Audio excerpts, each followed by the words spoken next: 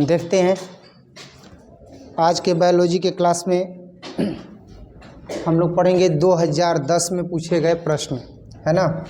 Previous year question discussion चल रहा है और आज के क्लास में हम लोग पढ़ेंगे 2010 में पूछे गए प्रश्न। और 2010 में ऐसे प्रश्न जो लघु उत्तरीय हैं और दीर्घ उत्तरीय हैं उनके बारे में चर्चा करेंगे। और 2010 में पूछा गया लघु उत्तरीय में सबसे जो पहला प्रश्न है वो है कि कॉपर्स ल्यूटियम का क्या कार्य है। कॉपर्स ल्यूटियम का क्या कार्य है ये बताना है। तो कॉपर्स ल्यूटियम का जो कार्य है वो अंतःस्रावी ग्रंथि का कार्य करता है। ये क्या करता है? अंतःस्रावी ग्रंथि का कार्य करता है। अंतःस्रावी ग्रंथि मतलब जो प्रोजेस्टेरॉन और एस्ट्रोजन हार्मोन होते हैं, ये अंतःस्रावी ग्रंथियाँ इन्हीं हार्मोन का क्या करती हैं? स्राव करती हैं, यानी बहाव करती हैं। तो कॉपर्स ल्यूटियम एक अस्थायी अंतःस्रावी ग्रंथि का कार्य करता है तथा प्रोजेस्टेरॉन तथा एस्ट्रोजन हार्मोनों का स्राव करता है या स्राव करती है। नेक्स्ट जो है वो है एड्स के 2 लक्षण बताइए। तो एड्स के 2 लक्षण कल के क्लास में इसके विषय में चर्चा भी किए थे ना। तो एड्स के 2 लक्षण क्या क्या हैं? तो एड्स का जो पहला लक्षण है कि शरीर के वजन में लगातार कमी आ जाती है और व्यक्ति बार बार क्या पड़ने लगता है? बीमार पड़ने लगता है। एड्स के 2 लक्षण ये हैं कि व्यक्ति बार बार बीमार पड़ने लगता है और उसके शरीर का वजन क्या हो जाता है? कम हो जाता है। नेक्स्ट है कि क्रॉसिंग ओवर से जुड़े 4 चरणों को लिखें। टेट्रॉड के 4 क्रोमेटिक के बीच वाले 2 किसी बिंदु पर जुड़ते हैं और इसे काइजोमोय कहते हैं। इस स्थान पर क्रोमेटिड टूट करके इस प्रकार जुड़ जाते हैं और इन समजात खंडों पर विनिमय हो जाता है या इसी समजात खंडों पर विनिमय हो जाता है और यही जो है वो क्या कहलाता है? तो क्रॉसिंग ओवर कहलाता है। यानी क्रॉसिंग ओवर से जुड़े 4 चरण लिखने हैं, जिसमें से सबसे पहला जो चरण है वो ये है कि टेट्राड के 4 क्रोमेटिक के बीच वाले 2 किसी बिंदु पर जुड़ जाते हैं। दूसरा ये है जुड़ जाते हैं, इसे काइजमोय कहते हैं। और दूसरा है कि इस स्थान पर क्रोमेटिड टूट करके पुनः इसी प्रकार जुड़ जाते हैं। इन समजात खंडों पर इनका क्या हो जाता है? विनिमय हो जाता है। नेक्स्ट है ट्रांसक्रिप्शन और ट्रांसलेशन में अंतर बताइए। ट्रांसक्रिप्शन और ट्रांसलेशन। तो ट्रांसक्रिप्शन में क्या होता है? तो ट्रांसक्रिप्शन जेनेटिक सूचना को डीएनए के एक स्ट्रैंड से आरएनए में कॉपी करने के लिए ट्रांसक्रियन कहते हैं। यानी कह सकते हैं कि ट्रांसक्रियन क्या होता है? तो ट्रांसक्रिप्शन जेनेटिक सूचना का मतलब कि एक पीढ़ी से दूसरे पीढ़ी में जो सूचना जा रही है उसको डीएनए के एक स्ट्रैंड से आरएनए में कॉपी करने को ट्रांसक्रियन कहते हैं। और DNA RNA translation amino acid monomer से पॉलीपेप्टाइड के निर्माण को ट्रांसलेशन कहते हैं। ट्रांसलेशन और ट्रांसक्रिप्शन के बारे में बताना था, जिसमें ट्रांसक्रिप्शन जो है वो जेनेटिक सूचना को डीएनए के एक स्ट्रैंड से लेकर के आरएनए में कॉपी जब किया जाता है तो उसको क्या कहा जाता है? ट्रांसक्रियन कहते हैं। लेकिन DNA RNA translation amino acid monomer से पॉलीपेप्टाइड के निर्माण को क्या कहा जाता है? ट्रांसलेशन कहा जाता है। जैसे कि आरएनए ट्रांसलेशन प्रोटीन।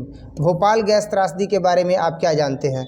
ये जो प्रश्न है वो इस साल के लिए भी जो है वो गेस्ट क्वेश्चन होगा कि भोपाल गैस त्रासदी के लिए क्या जो है वो आप जानते हैं, उसके विषय में क्या आपको सूचना प्राप्त है। तो भोपाल गैस त्रासदी जो है वो अब तक की सबसे बड़ी त्रासदी है। इसमें असंख्य कह सकते हैं कि लाखों लोगों की जो है वो मृत्यु हुई थी। भोपाल गैस त्रासदी में जो कीटनाशक एक कंपनी थी, वो कीटनाशक बनाने वाली कंपनी में एक टैंक था जिसमें स्टोर किया गया था कौन सी गैस? Methyl isocyanide.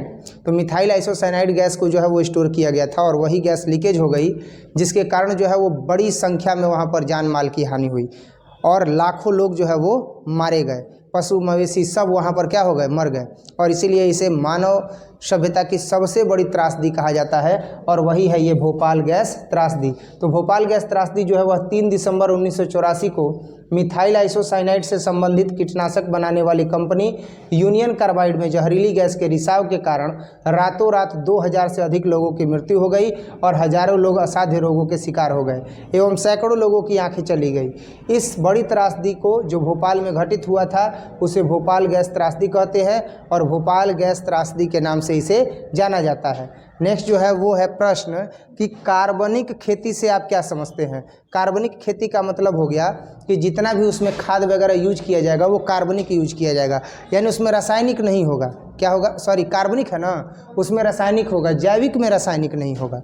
तो कार्बनिक खेती से आप क्या समझते हैं। कार्बनिक खेती में वैसे पौधे की खेती जो लिगुमिनेंस के कुल के अंतर्गत आते हैं तथा सिस्बायोटिक नाइट्रोजन स्थिरीकरण में भाग लेते हैं, उसे कार्बनिक खेती कहते हैं। अर्थात कह सकते हैं कि कार्बनिक खेती वह खेती होती है जिसमें कार्बन अवयव का उपयोग करके और खेती को क्या किया जाता है, खेती के उत्पादन को बढ़ाया जाता है। तो वही यहाँ पर बताया गया कि ये कार्बनिक खेती जो होती है वो किस कुल के पौधे की जाती है। तो जो कुल विशेष का पौधा है, वो कुल विशेष का पौधा किसका है, तो वो कुल विशेष का पौधा है लिगुमिनेंस कुल। और लिगुमिनेंस कुल का जो पौधा है इसी के अंतर्गत जो है यह आता है कार्बनिक खेती पौधे के लिए। और साथ ही साथ सिसिबायोटिक जो है वह स्थिरीकरण में भाग लेते हैं और नाइट्रोजन के स्थिरीकरण में भाग लेने के कारण ही जो है यह खेती संपन्न होती है। इसीलिए इसे कौन सी खेती कहते हैं, कार्बनिक खेती कहते हैं। अगला है कि मनुष्यों में XXY व्यक्ति के बनने की प्रक्रिया का संक्षिप्त विवरण दें। यानी XXY जो है वह बनता है तो क्या इसका रिजल्ट निकलता है। तो ऐसे व्यक्ति में एक अतिरिक्त X गुणसूत्र होते हैं, अर्थात कुल 47 गुणसूत्र XXY होते हैं। और ऐसे व्यक्ति में बहुत से मादा का गुण जो है वो प्रकट होता है। लेकिन ऐसे व्यक्ति जो होते हैं वो स्टेराइल होते हैं, अर्थात स्थिर होते हैं। स्टेराइल होते हैं मतलब कह सकते हैं कि एक जो गुण है उसका क्या होता है, अधिक होता है। अगला है एम्यूनोसिस्टेसिस क्या है। तो एम्यूनोसिस्टेसिस जो है वह एक ऐसी विधि है जिसकी मदद से एम्नियोटिक द्रव की मदद से गर्भ में पल रहे शिशु के रोगों के बारे में जानकारी प्राप्त की जाती है। यानी एम्नियोसिंटेसिस एक ऐसी प्रक्रिया है कि शिशु जो है वो गर्भ में पल रहा है, लेकिन गर्भ में पलने वाले शिशु के बारे में यह पता लगा लेते हैं कि उसे क्या हुआ है, उसे बुखार हुआ है, सर्दी हुआ है, जुकाम हुआ है या सांस लेने में तकलीफ़ है। तो इन सारी प्रक्रियाओं का, इन सारे रोगों का जो है वो पता चल जाता है एम्नियोसिंटेसिस के द्वारा। एम्नियोसिंटेसिस एक ऐसी प्रक्रिया है जिसके द्वारा गर्भ में पल रहे शिशु के जो है वो स्वास्थ्य की जानकारी प्राप्त हो जाती है। नेक्स्ट है पैथोजन शब्द से आप क्या समझते हैं। रोग पैदा करने वाले जीव को ही क्या कहा जाता है, पैथोजन कहा जाता है। पैथोजन कहा जाता है जो रोग पैदा करने वाले जीव हैं। जैसे कि मादा एनीफिलीज मच्छर के काटने से जो है वह मलेरिया रोग होता है, तो मादा एनीफिलीज मच्छर जो है वह पैथोजन कहलाएगी। क्या कहलाएगी, पैथोजन। तो पैथोजन शब्द से आप क्या समझते हैं, तो रोग पैदा करने वाले जीव को ही क्या कहते हैं, पैथोजन कहते हैं। और ये किस वर्ष में पूछा गया है, 2010 में पूछा गया है। नेक्स्ट है कि कुछ एंटीबायोटिक के नाम लिखें जो बैक्टीरिया से प्राप्त होते हैं। ऐसे एंटीबायोटिक के नाम लिखने हैं जो बैक्टीरिया से प्राप्त होते हैं। तो ऐसे कौन कौन से एंटीबायोटिक हैं, तो पहला है पेनिसिलिन। ये बेनिसिलिन लिखा हुआ है, बेनिसिलिन नहीं होगा, क्या होगा, पेनिसिलिन। इसके बाद होगा एम्बिपिसिलिन और इत्यादि। निकोटीन के क्या प्रभाव है, निकोटीन के कारण जो है वो रक्तचाप बढ़ जाता है और हृदय की गति पर उसका प्रभाव बढ़ता है। निकोटीन किस में पाया जाता है, तो तंबाकू में पाया जाता है। किस में पाया जाता है, तंबाकू में जो है वो निकोटीन पाया जाता है। निकोटीन के क्या प्रभाव है, तो निकोटीन के कारण रक्तचाप एवं दिल की गति, हृदय की गति क्या हो जाती है, बढ़ जाती है, क्योंकि वह एड्रेनलिन और नर एड्रेनलिन के स्राव को क्या कर देता है, बढ़ा देता है। पाया कहाँ जाता है, तंबाकू में। कहाँ पाया जाता है, तंबाकू में। और इस प्रकार से जो है वो 11 प्रश्न था। और हालांकि जो है वो 11 प्रश्नों के लिए उस समय 2010 में कितने अंक निर्धारित थे, 2, और 22 नंबर का जो है वो प्रश्न उस समय था। अब कितने प्रश्नों का जवाब देना होता है, अब कितने प्रश्नों का जवाब देना होता है, 10 ना, 2 दहा में 20। अब कितने प्रश्नों का आता है, 10। फिजिक्स, केमिस्ट्री और बायोलॉजी में लघु उत्तरीय प्रश्न 10 का जवाब देना होता है। बाकी क्वेश्चन कितना पूछा जाता है, 20 क्वेश्चन पूछा जाएगा और जवाब कितने का देना है, 10 का ही। तो ये तो गोल्डन अपॉर्चुनिटी है, इसको पकड़ लेना है।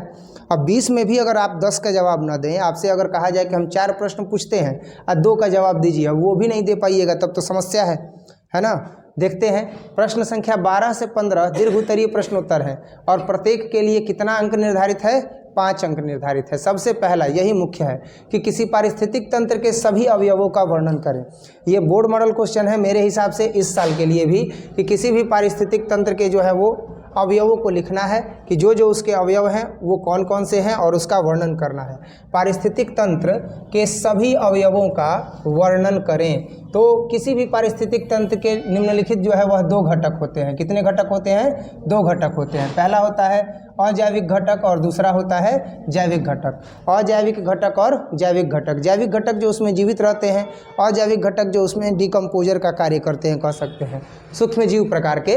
तो अजैविक घटक जिसमें जीवन नहीं होता है, अभी बताए ना कि अजैविक घटक क्या होते हैं, तो सूक्ष्म जीव प्रकार के, मतलब मर गया है लेकिन अब उसमें जान नहीं है, सॉरी सूक्ष्म जीव नहीं कह सकते हैं। अजैविक घटक मतलब जिसमें जीव जो है वो नहीं होता है, वो मृत होता है। तो अजैविक घटक जिसमें जीवन नहीं होता है, इसे निम्न 3 वर्गों में बांटा गया है। पहला है भौतिक वातावरण, दूसरा है पोषक और तीसरा है अकार्बनिक पदार्थ। तो भौतिक वातावरण में क्या क्या आता है? तो भौतिक वातावरण में जो है वो मृदा है, जल है और वायु है। मृदा, जल और वायु जो है इसे ही क्या कहा जाता है? अजैविक घटक कहा जाता है। पोषक क्या होता है? तो पोषक को 2 समूहों में बांटा जाता है। एक होता है पोषक तत्व और एक होता है अपोषक तत्व, है ना, जो पोषण नहीं करता है। इसके बाद जो है वो हम देखेंगे क्या, तो इसके बाद जो है वो आ गया अकार्बनिक पदार्थ। अकार्बनिक पदार्थ में क्या होता है? तो कार्बन मोनोऑक्साइड होता है, ऑक्सीजन होता है, नाइट्रोजन होता है, फास्फोरस होता है, सल्फर होता है, सोडियम होता है, पोटेशियम होता है, कैल्शियम होता है।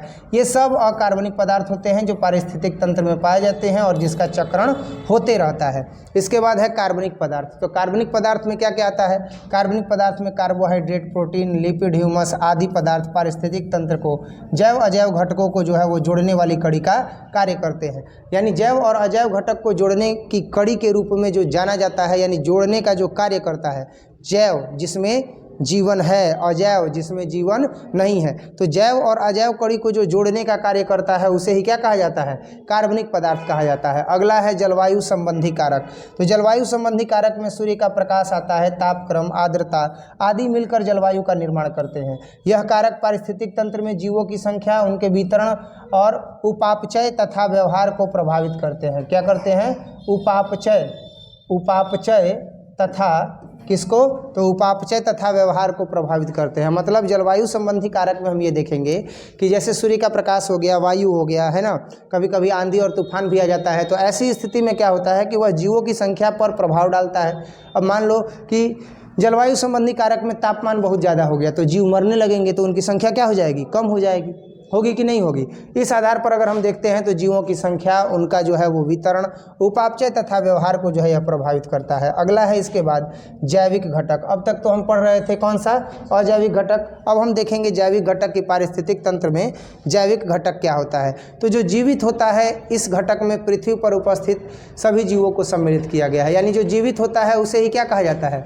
जैविक घटक कहा जाता है। याद रहेगा, जो जीवित होता है उसे क्या कहा जाता है? जैविक घटक कहा जाता है। तो जैविक घटक में क्या आता है? तो जैविक घटक में जो है वह पृथ्वी पर उपस्थित सभी जीवों को सम्मिलित किया जा सकता है, क्योंकि ये सभी जीव क्या है? जीवित है। इनको 3 वर्गों में बांटा जाता है। पहला है उत्पादक, दूसरा है उपभोक्ता, और उपभोक्ता में पहला आ जाता है प्राथमिक उपभोक्ता और इसके बाद आ जाता है द्वितीयक उपभोक्ता। तो पहला हो गया उत्पादक, दूसरा हो गया उपभोक्ता, और जो सबसे ऊपर रहता है उसको क्या कहते हैं? जो सबसे ऊपर रहता है उसको क्या कहते हैं? जैसे शेर है तो उसको क्या बोलेंगे? एक हो गया उत्पादक, दूसरा हो गया उपभोक्ता, और जो तीसरा होता है वो होगा तृतीयक उपभोक्ता, और ये सबसे उच्चतम श्रेणी का होता है। क्या होता है? उच्चतम श्रेणी का होता है। कोई दिक्कत? नेक्स्ट जो है वो हम देखेंगे प्राथमिक उपभोक्ता के विषय में, या जैविक घटक से शुरू करते हैं। क्लियर है? तो जो जीवित होता है उसे ही क्या कहा जाता है? जैविक घटक कहा जाता है। तो यहाँ पर यही बताया गया है कि जो जीवित है वही क्या कहलाता है? जैविक घटक कहलाता है। इस घटक में पृथ्वी पर उपस्थित सभी जीवों को सम्मिलित किया गया है और इसको कितने भागों में बांटा गया? 3 भागों में। प्राथमिक उपभोक्ता, द्वितीयक उपभोक्ता और तृतीयक उपभोक्ता। तो उत्पादक क्या होता है उसके बारे में, अभी उपभोक्ता के बारे में बाद में जानेंगे। सबसे पहले है उत्पादक। तो हरे पौधे जो भोजन का संश्लेषण करते हैं उन्हें ही क्या कहा जाता है? उत्पादक कहा जाता है। इसके बाद है उपभोक्ता। तो जो पौधे और उनके विभिन्न उत्पादों को खाते हैं उसे उपभोक्ता कहते हैं, और इसे 3 श्रेणियों में बांटा गया है।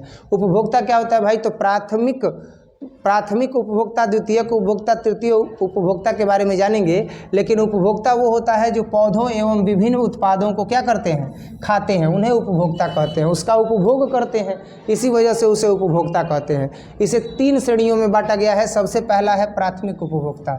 ऐसे उपभोक्ता जो पोषण के लिए प्रत्यक्ष रूप से उत्पादक या हरे पौधों को खाते हैं प्राथमिक उपभोक्ता कहलाते हैं, जैसे कि गाय हो गई, बकरी हो गई, हिरण हो गई, भैंस हो गई इत्यादि। ये सब प्रत्यक्ष रूप से जो है वो हरे पौधों को क्या करते हैं, खाने का काम करते हैं। इसके बाद आता है द्वितीयक उपभोक्ता। तो जो प्राथमिक उपभोक्ता को खाते हैं उसे द्वितीयक उपभोक्ता कहते हैं। अब हिरण को कौन खाएगा, तो चीता खाएगा, शेर खाएगा, ये द्वितीयक उपभोक्ता कहलाएंगे। तो द्वितीयक उपभोक्ता क्या है, तो जो प्राथमिक उपभोक्ता को खाते हैं उसे द्वितीयक उपभोक्ता कहते हैं। और ये मांसाहारी जीव होते हैं जो शाकाहारी को खाते हैं, जैसे मेढक, ग्रॉसपर एवं छोटे छोटे कीड़ों को खाते हैं। अतः मेढक जो होता है ना वो द्वितीयक उपभोक्ता कहलाता है, क्योंकि मेढक भी क्या करता है, छोटे छोटे कीट पतंगों को खाता है। अब बात करते हैं गाय। तो गाय को कौन खाता है, तो गाय को जो है वो शेर मार करके खा जाता है। तो शेर क्या हो गया, द्वितीयक उपभोक्ता हो गया। हुआ कि नहीं हुआ। अब इस प्रकार से जो है वो हमने देखा द्वितीयक उपभोक्ता। अब जानेंगे तृतीयक उपभोक्ता के विषय में कि तृतीयक उपभोक्ता क्या होता है। तो यह सामान्यतः उच्चतम श्रेणी के उपभोक्ता होते हैं जो द्वितीयक उपभोक्ता को खाते हैं। क्या करते हैं, तो यह सामान्यतः उच्चतम श्रेणी के उपभोक्ता होते हैं। कौन होते हैं, तो यह सामान्यतः उच्चतम श्रेणी के उपभोक्ता होते हैं जो द्वितीयक उपभोक्ता को खाते हैं। मांसाहारी जंतु विभिन्न परिस्थितियों में द्वितीयक तथा तृतीयक उपभोक्ता के श्रेणी के हो सकते हैं, जैसे बाघ, शेर, चीता आदि। ये प्रायः जो है वह द्वितीयक श्रेणी में भी आ सकते हैं और तृतीयक श्रेणी में भी आ सकते हैं। और ये प्रायः जो है वो मांसाहारी होते हैं और ये द्वितीयक उपभोक्ता को खाने का काम करते हैं। इसके बाद आता है अपघटन उत्पादक। क्या आता है, अपघटन उत्पादक। तो अपघटन उत्पादक एवं उपभोक्ताओं का अपघटन यह करते हैं और इससे उत्पन्न जो उपभोक्ता होते हैं वह इससे उत्पन्न जो कह सकते हैं कि इससे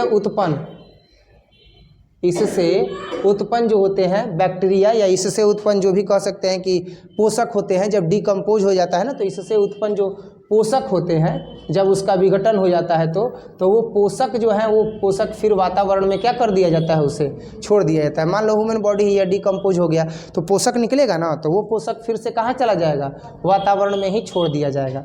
अब अगला है कि किसी पारिस्थितिक तंत्र में कार्बन चक्र का वर्णन करें। ये भी बोर्ड मॉडल क्वेश्चन है, खास करके जो लॉन्ग टाइप क्वेश्चन आंसर है उसे आप देखते रहिएगा। समझ में आ रहा है ना। और एक चीज़ हमेशा याद रखना कि फाइनल एग्जामिनेशन में कोई भी क्वेश्चन छूटना नहीं चाहिए। क्वेश्चन अगर छोड़ दोगे तब तो मार्क्स नहीं मिलेगा, क्लियर सी बात है। और कोई भी क्वेश्चन है उसको आप जितना जानते हो उतना कम से कम हल करने का कोशिश करो। समझ में आ रहा है ना। और मान लो कि आपको 80% जो है या 70% जो है आपका कंसेप्ट क्लियर है उस टॉपिक को लेकर के, तो आप उसके बारे में लिखिए और बाद में उसको इस तरीके से रिप्रेजेंट कीजिए जैसे कि वो पूरा फैक्ट जो है वो ट्रू है, सत्य है। समझ में आया। तो इस आधार पर जो है वो मार्क्स तो मिल सकते हैं, सीबीएसई बोर्ड के अकॉर्डिंग जो है वो इस तरीके से मार्क्स मिल जाएगा। लेकिन अगर इग्नोर कीजिएगा, क्वेश्चन ही छोड़ दीजिएगा तो नंबर नहीं मिल सकता है। तो देखते हैं किसी पारिस्थितिक तंत्र में कार्बन चक्र का क्या उपयोग होता है। तो कार्बन चक्र एक गैसीय चक्र है। कार्बन को जीवन का आधार माना जाता है। क्या माना जाता है, कार्बन को जीवन का आधार माना जाता है। और सभी जीवधारियों में शरीर का समस्त कार्बन वायुमंडल की कार्बन मोनोऑक्साइड से प्राप्त होता है। वायुमंडल में कार्बन डाइऑक्साइड संपूर्ण आयतन का लगभग 0.03% होता है। वायुमंडल में कार्बन डाइऑक्साइड कितना है, तो 0.03% होता है। और पौधों से कार्बन मोनोऑक्साइड जो है वो ग्रहण किया जाता है और प्रकाश की प्रक्रिया के द्वारा कार्बोहाइड्रेट का निर्माण होता है। यानी जो पौधे होते हैं वो कार्बन डाइऑक्साइड का क्या करते हैं, उपयोग करते हैं। पौधे जो होते हैं वो CO2 को ग्रहण करते हैं और प्रकाश की प्रक्रिया के द्वारा कार्बोहाइड्रेट का निर्माण करते हैं। कार्बन जीविका का प्रमुख जैव यौगिक जैसे कार्बोहाइड्रेट, प्रोटीन तथा वसा न्यूक्लिक अम्ल है। यानी हम कह सकते हैं कि कार्बन चक्र क्या है, तो कार्बन चक्र केवल यह है कि वह गैसों की एक प्रक्रिया है जो वातावरण में गैसीय आदान प्रदान को संतुलित किए रहता है। संपूर्ण वातावरण में जितना भी गैस है उसका 0.03% ही जो है वो क्या है, कार्बन डाइऑक्साइड है। प्रकाश संश्लेषण में बना जो कार्बनिक पदार्थ होता है जो पौधे बनाते हैं उसे उत्पादक कहते हैं। और शाकाहारी तथा मांसाहारी जंतुओं उपभोक्ता में जब वो खाते हैं उन पौधों को तो वो कहाँ चला जाता है, उनमें चला जाता है।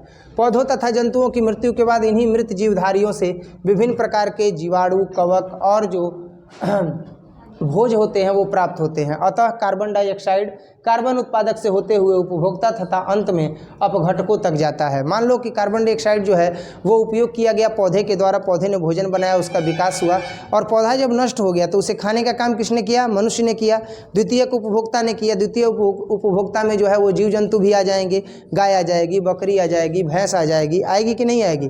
तो ये खा लेंगे। इसके बाद जो है वो ये जो है वो खाएंगे इसको, तो ये हो गया द्वितीयक। इसको जो खाएगा वो हो गया तृतीयक। तो कार्बन पौधे से धीरे धीरे हर एक उपभोक्ता में जा रहा है कि नहीं जा रहा है? अंत में जो मर जाएगा, उच्च श्रेणी का उपभोक्ता होगा तो अपघटन होगा। तो अपघटन होने के पश्चात जो है उसका भी क्या हो जाएगा? अपघटन हो जाएगा, यानी पुनः जो है वह कार्बन क्या हो जाएगा? इसी एटमॉस्फेयर में मिल जाएगा। तो ये एक कार्बन चक्र पूरा हुआ कि नहीं हुआ? तो यही चीज़ यहाँ पर बताना था। अब इसके बाद है कि प्रोड्यूसर, कंज्यूमर, डिकम्पोजर। निर्जीव संसार में कार्बन के निम्नलिखित जो है वह स्रोत हैं। पहला है वायु तथा जल में स्थित कार्बन डाइऑक्साइड, चट्टानों में स्थित जो है वो कार्बोनेट, जीवाश्म ईंधन जैसे कोयला तथा पेट्रोलियम में। अगला है कि जेनेटिक इंजीनियरिंग क्या है, यह मनुष्य कल्याण के लिए कैसे उपयोगी हो सकता है? जेनेटिक इंजीनियरिंग का मतलब हुआ कि जहाँ पर जीवों की संरचनाओं से संबंधित डीएनए, आरएनए का जो है वो अध्ययन किया जाएगा। तो आनुवंशिकी अभियांत्रिकी का यह वह प्रौद्योगिकी है, यानी यह वह विस्तृत स्तर पर जो है वह कह सकते हैं क्रांतिकारी आविष्कार है, जिसके द्वारा किसी भी जीव के डीएनए या जीन को निकाल करके किसी अन्य जीन के साथ युग्मित किया जा सकता है। तो एक नया जीव प्राप्त होगा कि नहीं होगा? तो इसी को जो है वो कहा जाता है जेनेटिक इंजीनियरिंग। यानी कि जेनेटिक इंजीनियरिंग का मतलब कि आनुवंशिकता से जुड़ी हुई इंजीनियरिंग है, जहाँ डीएनए के एक जो है वह मॉलिक्यूल को निकाल करके या डीएनए को विखंडित करके उसके मॉलिक्यूल को जो है वह किसी दूसरे के साथ क्या किया जा सकता है? जोड़ा जा सकता है, यानी क्रॉस ब्रीडिंग कराया जा सकता है। इसी को जो है वह जेनेटिक इंजीनियरिंग कहा जाता है। आनुवंशिक अभियांत्रिकी वह प्रौद्योगिकी है जिसके द्वारा किसी भी जीव से डीएनए या जीन निकाल करके किसी अन्य जीव के जीन के साथ युग्मित किया जा सकता है और मनुष्य के स्वास्थ्य में, दवाइयाँ, कृषि और उद्योग के क्षेत्र में इसका योगदान जो है वह महत्वपूर्ण है। क्या क्या है इसका योगदान वो देखेंगे। तो इसका जो योगदान है वो ये है कि इसका योगदान है कि जेनेटिक इंजीनियरिंग द्वारा अनेक जो है वह जेनेटिक व्यतिक्रम को जो है वो आरंभिक अवस्था में पहचाना जाता है और फिर उसका इलाज किया जा सकता है। यानी जेनेटिक इंजीनियरिंग के द्वारा जो है वो हम यह देखते हैं कि अनेक जो भी आरंभिक अवस्था में समस्याएं होती हैं उसे पहचाना जा सकता है और उसका इलाज किया जा सकता है। दूसरा, बहुत से जैव तकनीक उत्पाद इकाइयों के रूप में प्रयोग किए जाते हैं। एक दो नहीं है बल्कि हजारों है, लाखों हैं। बहुत से जो है वह जैव तकनीक हैं जिसका उत्पाद जो है वह इकाइयों या इकाई के रूप में जो है वह इकाई के रूप में मतलब दवाइयों के इकाई के रूप में जो है वह उपयोग किया जाता है। जैसे कि इंसुलिन है, तो इंसुलिन जो है वह हार्मोन मधुमेह के उपचार में जो है वह उपयोग किया जाता है। इंटरफेरॉन है, तो इंटरफेरॉन जो है वह वायरस रोधी के रूप में उपयोग किया जाता है। रक्त थक्का कारक हीमोफीलिया के उपचार में इसका उपयोग किया जाता है। टीके कई संक्रामक रोगों के निदान में जो है इसका उपयोग किया जाता है और कई बैक्टीरिया में भी जेनेटिक इंजीनियरिंग की सहायता से जीन परिवर्तन किया जा चुका है, जिसे कई प्रक्रियाएं जो है वह संपन्न करती हैं, यानी जिसे कई उत्कृष्ट किस्म की जो प्रक्रियाएं हैं वो संपन्न करती हैं। यानी हम कह सकते हैं कि जेनेटिक इंजीनियरिंग का जो उपयोग है वह विस्तृत स्तर पर जो है वह किया जा रहा है। टीकों के निर्माण में किया जा रहा है, रोग के उपचार में किया जा रहा है। डीएनए को पहचानने के बाद पता चल जाता है कि व्यक्ति किस रोग से पीड़ित है, उस रोग का उपचार करने में, उस रोग को पहचानने में जेनेटिक इंजीनियरिंग का उपयोग किया जा रहा है। इसका यहाँ तक सफल उपयोग किया गया है कि जेनेटिक इंजीनियरिंग की सहायता से जीन परिवर्तन भी हो चुका है, यानी व्यक्ति का जीन ही क्या हो गया? बदल गया। ये जेनेटिक जो है वह क्या है? तो जेनेटिक इंजीनियरिंग का ये परिणाम रहा है। इसकी सहायता से कच्चे पदार्थों से उपयोगी पदार्थों को प्राप्त किया जा सकता है और प्रदूषण को रोका जा सकता है। कृषि क्षेत्र में पौधों में रोगों से लड़ने की प्रतिरोधकता बढ़ा करके फसलों को उन्नत किया जा सकता है, यानी कि जहाँ पर फसल जो है वह बहुत ही कमज़ोर किस्म का है, उत्पादन नहीं दे पा रहा है, वहाँ पर जेनेटिक इंजीनियरिंग का उपयोग करके हम फसलों के जीन को परिवर्तित करके और उसका उत्पादन दर क्या कर सकते हैं? बढ़ा सकते हैं। तो उन्नत किस्म के फसलों को प्राप्त किया जा सकता है। खाद्य और रासायनिक उद्योग में भी जेनेटिक इंजीनियरिंग की मदद से सूक्ष्म जीव विशिष्ट कार्य कर सकते हैं। यानी खाद्य और रासायनिक उद्योग जो चल रहे हैं आज के समय में, वो खाद्य और रासायनिक उद्योग जो है, उद्योग धंधे जो हैं, वह जेनेटिक इंजीनियरिंग के कारण ही सूक्ष्म जीव जो होते हैं वहाँ पर विशिष्ट कार्य करते हैं और उत्पादन दर क्या हो जाता है? बढ़ जाता है। इस प्रकार से हमने जेनेटिक इंजीनियरिंग के बारे में जाना। तो जेनेटिक इंजीनियरिंग का जो मुख्य पर्पस होता है, जो मेन पर्पस होता है, वो ये होता है कि जीन की संरचना को क्या किया जा सकता है? बदला जा सकता है और उत्पादन दर को बढ़ाया जा सकता है। साथ ही साथ रोगों को पहचान करके उसका इलाज किया जा सकता है, टीके का निर्माण किया जा सकता है, फसलों के उत्पादन में वृद्धि की जा सकती है।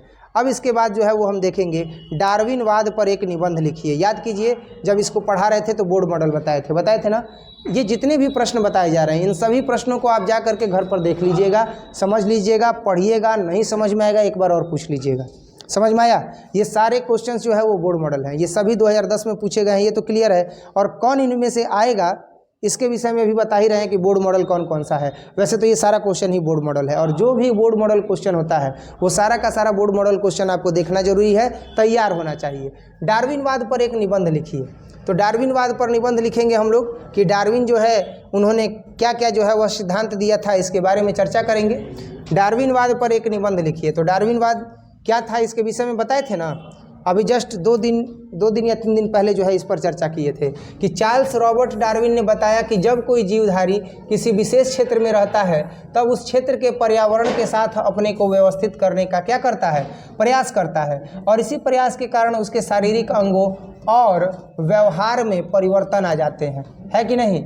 जो भी जीव है, जो भी जीवधारी है, जैसे ही पर्यावरण परिवर्तित होता है तो पर्यावरण के अनुसार अपने आप को क्या करता है, सूटेबल करता है, रखने की कोशिश करता है, संतुलित करने की कोशिश करता है। लेकिन जब वह संतुलित करने की कोशिश करता है तो उस क्षेत्र के पर्यावरण के साथ अपने को व्यवस्थित करने का प्रयास करता है, और इस प्रयास के कारण उसके शारीरिक अंगों और व्यवहार में परिवर्तन आ जाते हैं। परिवर्तन की इस अवस्था को अनुकूलन कहते हैं। डार्विन के अनुसार किसी भी जीवधारी की संतानें जब अपने छोड़ करके किसी नए क्षेत्र में चली जाती हैं, जब अपने क्षेत्र को छोड़ देंगी और कहाँ चली जाएंगी, नए क्षेत्र में चली जाएंगी, और वहाँ पर अस्थायी रूप से क्या करने लगेंगी, तो अस्थायी रूप से जो है वह निवास करने लगेंगी, तब अनुकूलन के कारण उनमें इतने अधिक परिवर्तन होते हैं कि अपने पूर्वजों से भिन्न होकर के एक नई जाति के जीवधारियों के रूप में वह प्रकट हो जाती हैं। यानी उनमें इतना परिवर्तन होता है कि अब वह अपने पूर्वजों की तरह भी परिवर्तित नहीं होती हैं। एक जगह से वह जब दूसरी जगह चली जाती हैं वो जीव जातियाँ, तो ऐसी स्थिति में उनमें इतना परिवर्तन हो जाता है वहाँ के पर्यावरण के कारण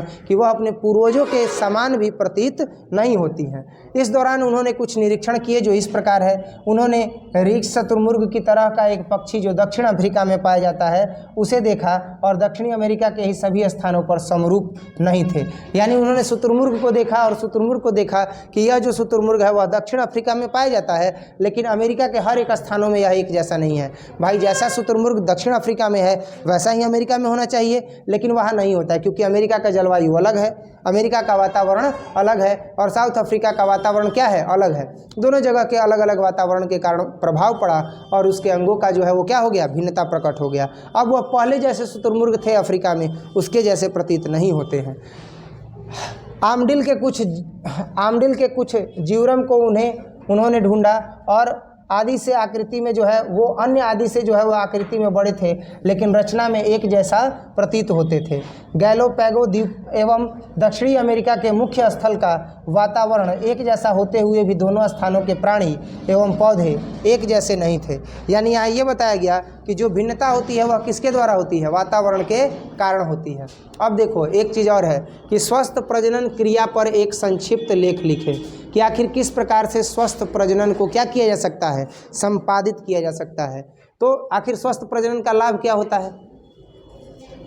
स्वस्थ प्रजनन का लाभ ये होता है कि जो बच्चा होता है वह क्या होता है, खुशहाल होता है, स्वस्थ होता है, और प्रजनन करने से पहले जो व्यक्ति है वो भावनात्मक स्तर पर क्या होना चाहिए, तैयार होना चाहिए, व्यवहारिक स्तर पर तैयार होना चाहिए, शारीरिक रूप से तैयार होना चाहिए, साथ ही साथ वह मानसिक स्तर पर भी क्या होना चाहिए, तैयार होना चाहिए। तो स्वास्थ्य प्रजनन का तात्पर्य जनन के सभी पहलुओं से है, जैसे शारीरिक, भावनात्मक, व्यवहारिक तथा सामाजिक स्वास्थ्य से है। दुनिया में भारत पहला ऐसा देश है जहां राष्ट्रीय स्तर पर जननात्मक स्वस्थ समाज को प्राप्त करने की कार्य योजनाएं बनाई गई हैं। भारत दुनिया में पहला ऐसा देश है जहां पर जननात्मक स्वस्थ समाज को प्राप्त करने की कार्य योजनाएं बनाई गई हैं। यह अन्य कहीं पर भी नहीं है। इन कार्यक्रमों को परिवार कल्याण के नाम से जाना जाता है और इनकी शुरुआत 1951 में हुई थी। जनन संबंधी और आवधिक क्षेत्रों को इसमें सम्मिलित करते हुए जनन संबंधी और आवधिक मतलब एक अवधि तक ही उसे चलाना है, तो आवधिक क्षेत्रों को इसमें सम्मिलित करते हुए बहुत उन्नत में व्यापक कार्यक्रम फिलहाल जनन एवं बाल सेवा कार्यक्रम के नाम से प्रसिद्ध है। इन कार्यक्रमों के जनन संबंधी विभिन्न पहलुओं के बारे में लोगों को जागरूक किया जाता है, सूचित किया जाता है और जननात्मक रूप से संबंध समाज तैयार करने के लिए सुविधाएं एवं प्रोत्साहन दिए जा रहे हैं। अर्थात कुछ इक्विपमेंट भी जो है वह इस योजना के अंतर्गत दी जाती है, जहां पर हम देखते हैं कि आंगनबाड़ी वगैरह में जो है वो कुछ आयरन की गोलियां वगैरह जो है वह दी जाती हैं। तो ये सारी जो क्रियाएं हैं, ये सारी जो योजनाएं हैं वह भारत सरकार के द्वारा चलाई जा रही है। ये अन्य किसी भी देश में नहीं है, केवल और केवल भारत सरकार में, ताकि जननात्मक पहलुओं पर ध्यान देते हुए एक बेहतरीन समाज का क्या किया जा सके, निर्माण किया जा सके।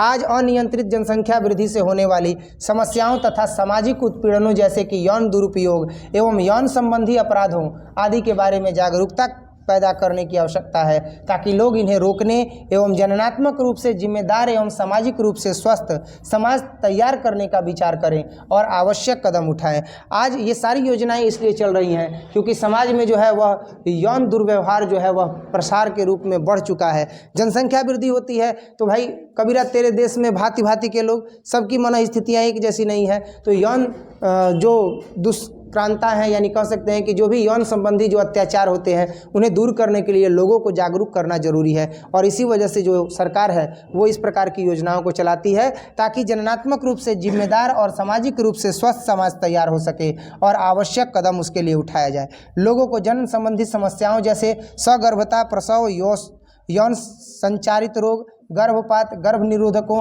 ऋतुस्राव संबंधी समस्याओं, बंध्यता आदि के बारे में चिकित्सा सहायता एवं देखभाल उपलब्ध कराना आवश्यक है।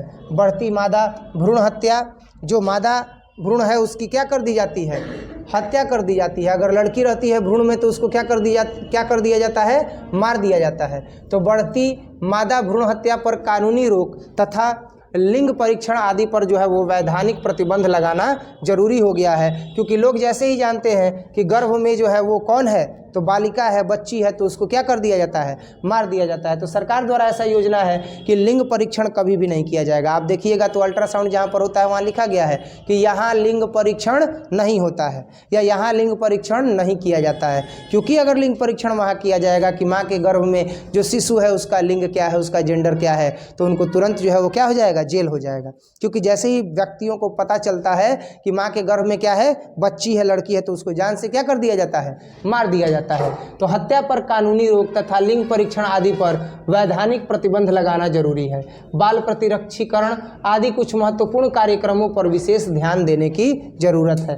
अथवा उसी समय जो है वह पूछा गया था एक प्रश्न 2010 में ही, क्या पूछा गया था, तो वो प्रश्न था कि मेंडल द्वारा बताए गए डाई हाइब्रिड क्रॉस की विवेचना करें। डाई हाइब्रिड क्रॉस क्या होता है भाई, ये क्या है, तो दिसंकर क्रॉस, डाई हाइब्रिड क्रॉस।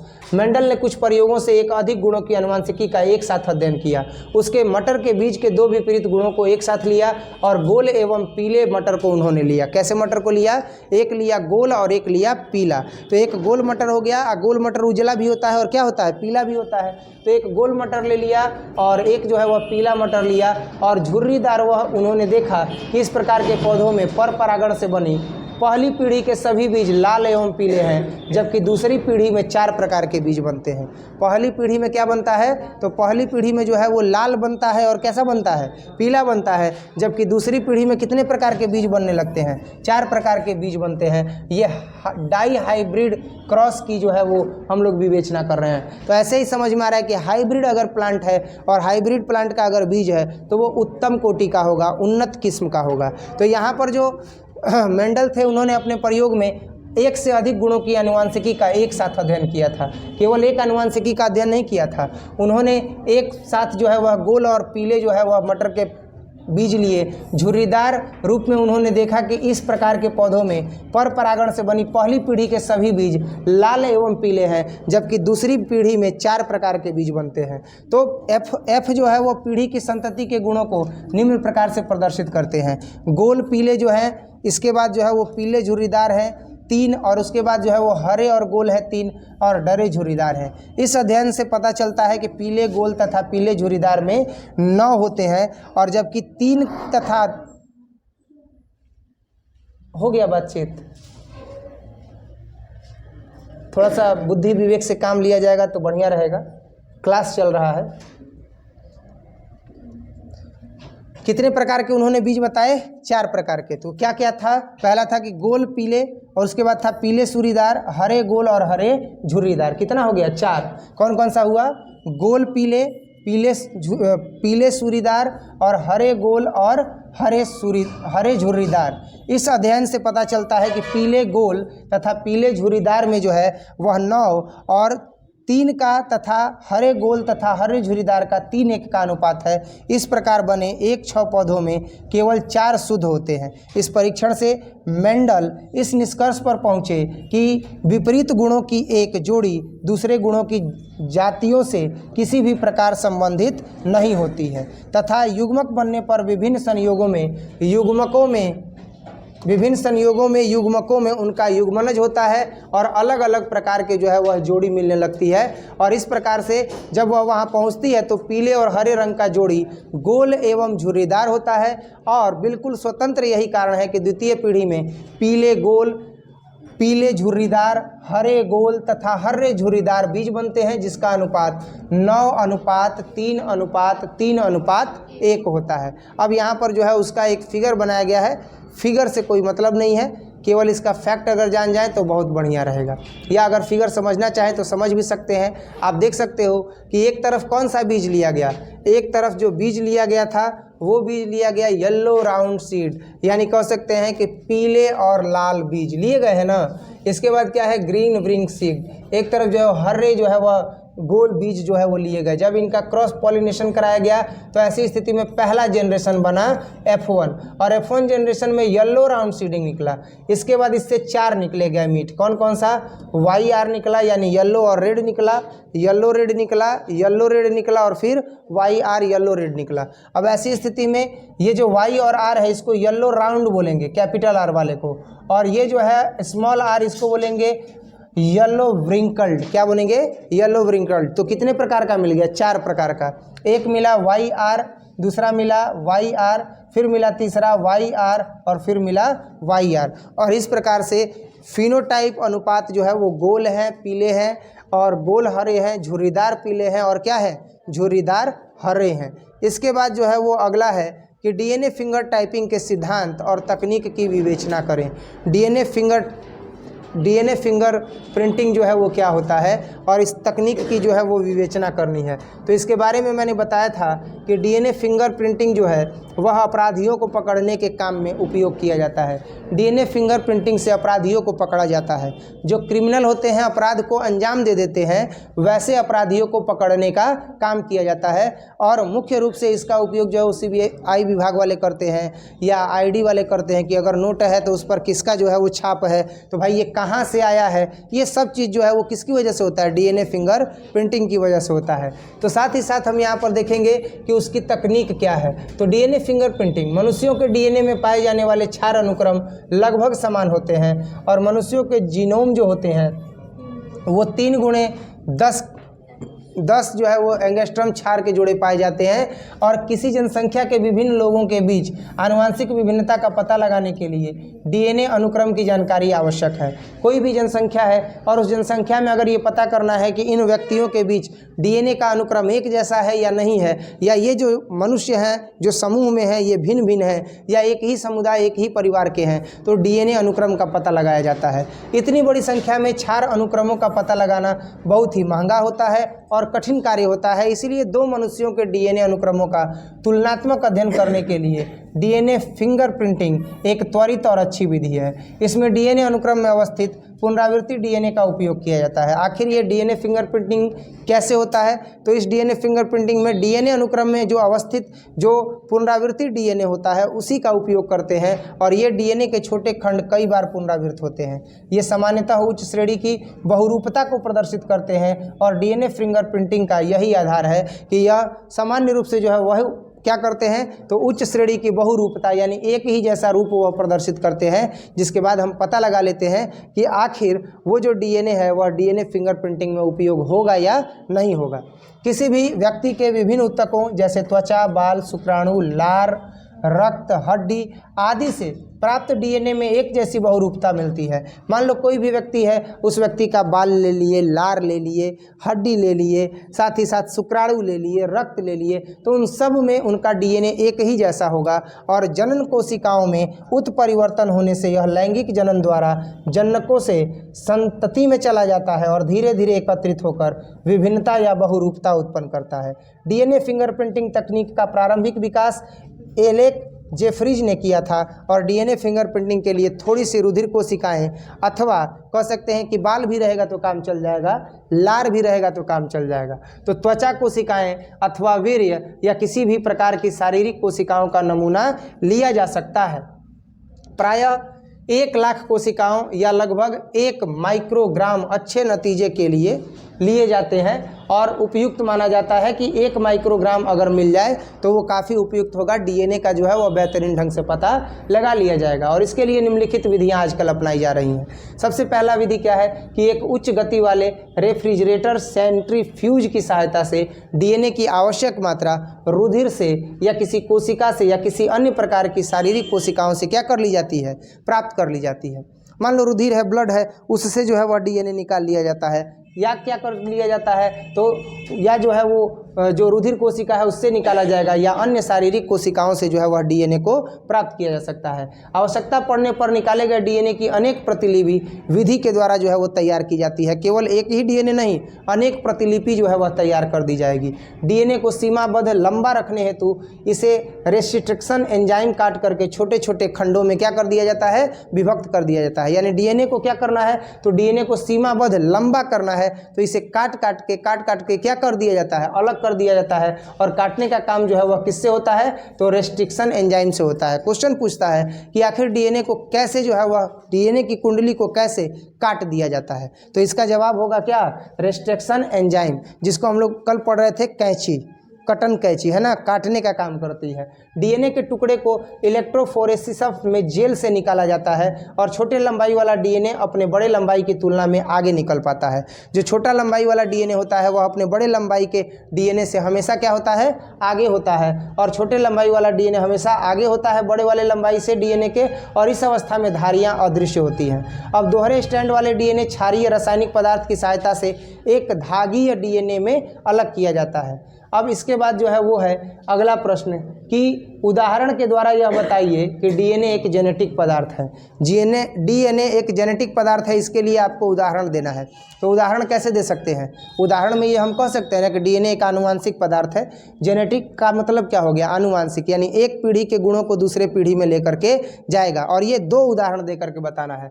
तो डीएनए एक जेनेटिक पदार्थ है और इसके 2 उदाहरण निम्नलिखित हैं। सबसे पहला है कि ग्रिफिन जो है वो फुफ्फुसदाह अर्थात न्यूमोनिया रोग का जनक होता है। डीएनए क्या होता है, डीएनए में एक ग्रिफिन होता है, और डीएनए में ग्रिफिन नहीं, उदाहरण दे रहे हैं कि ग्रिफिन जो होता है वह फुफ्फुसदाह अर्थात न्यूमोनिया रोग का जनक होता है। और न्यूमोनिया रोग के जीवाणुओं न्यूमोकोकाई को गर्म करके निर्जीव जब किया जाता है तो इनमें न्यूक्लिक अम्ल के अतिरिक्त अन्य सभी पदार्थ निष्क्रिय हो जाते हैं। फिर इन्होंने क्या किया कि इस निर्जीव जीवाणुओं को न्यूमोकोकाई की ही एक अरोगजनक किस्म के जीवित जीवाणु के साथ साथ चूहों में प्रवेशित कर दिया।